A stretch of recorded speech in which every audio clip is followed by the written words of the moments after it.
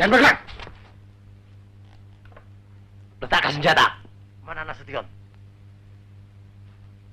Saya Nasution.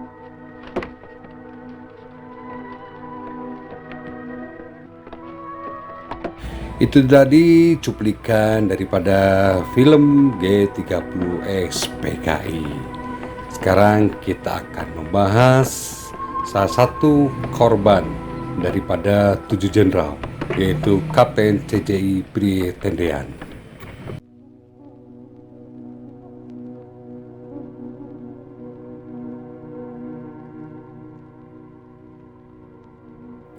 Pierre Andreas Tendean lahir pada tanggal 21 Februari 1939 di Batavia, kalau sekarang namanya Jakarta, Hindia Belanda, dari pasangan Dr.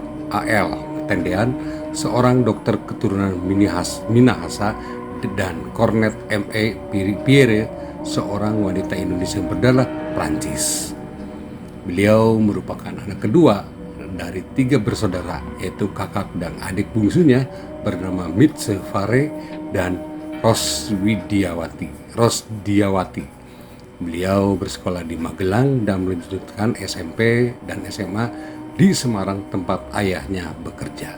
Sejak kecil beliau bercita-cita untuk menjadi seorang tentara dan menghadiri akademi militer.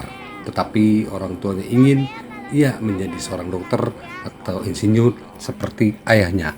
Karena tekadnya yang kuat, pria Tendean ini bergabung dengan Akademi Teknik Angkatan Darat ATK di Bandung pada tahun 1958. Setelah lulus dari Akademi Militer sebagai Letnan II pada tahun 1962, pria Tendean menjadi komandan peleton Batalion Insinyur Tempur 2 di Kodam 2 Bukit Barisan di daerah tersebut.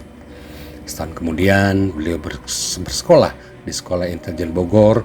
Setelah lulus di sana, beliau mendapatkan tugas dinas Pusat Intelijen Angkatan Darat di PIAD untuk memata-matai Malaysia sehubungan dengan konflik Indonesia dan Malaysia ketika itu.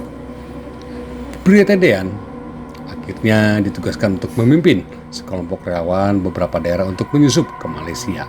Pada tanggal 15 April 1965, beliau dipromosikan menjadi Letnan 1 dan diangkat menjadi ajudan Abdul Haris Nasution, Jenderal Besar Abdul Haris Nasution. Nah, pada saat kerusuhan G30 SPKI, Kapten Tendean pun tak luput dari kejaran anggota PKI. Pada pagi hari tanggal 1 Oktober 1965, pria Tendean sebenarnya sedang tidur di ruang belakang rumah Jenderal Nasution. Suara tembakan dan ribut-ribut membuatnya terbangun dan berlari ke depan rumah. Sementara itu, gerombolan PKI yang sudah mungkin frustasi, kelabakan, ataupun ya bisa dikatakan udah nggak bisa apa-apa karena tidak menemukan Jenderal Besar Abdul Haris Nasution yang sudah sempat melarikan diri, kemudian bertemu dengan pria Tendean. Lalu pria Tendean mengaku bahwa dirinya itu Jenderal Nasution. Hal tersebut dilakukan untuk melindungi atasannya.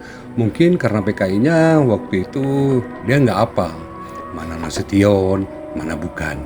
Karena ya mungkin juga itu karena ruangan di situ lagi gelap kali ya, jadi matanya kurang jeli kali gerombolan PKI itu.